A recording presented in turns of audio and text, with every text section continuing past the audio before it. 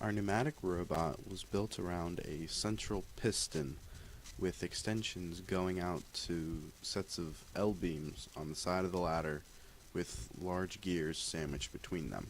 A large pancake gear was bolted to a piece of metal and then to the back of the robot at a set height that was found using trial and error. The back of the robot was a mirror of the front and held the gears in place as well as providing structural stability. The piston at the very bottom had its own mounting bracket and attached directly to the bottom of the central cylinder, with a large piece of metal that could run freely up and down the robot to keep it in place.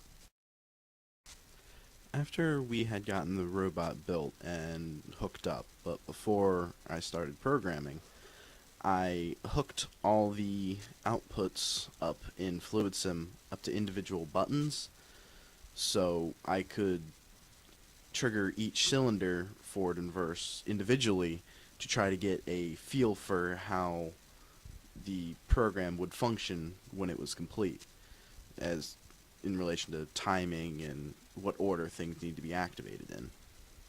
So I did that going up and down the ladder.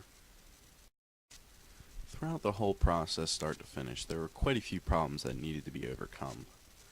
The first was, in the first design of the robot, there was no piston at the bottom. It was just a little flipper, and getting that thing to stay aligned, and every time it dropped on it, it would bend more, and the whole thing was rather flimsy. But getting that strengthened up and working was one of the first hardest challenges we had to overcome. The second was when I was trying to get it to go up and then back down again, and that was the gears that hold it onto the side were too far spaced out, and once it got up above the top, it would come off a little bit and wouldn't go back down again. The gears would catch on the top. The last big challenge was finding out where to put the counters in the code. Depending on where they're put, things would extend when it would stop and make a mess of things. So getting me in the right spot was maybe the hardest part of programming it entirely.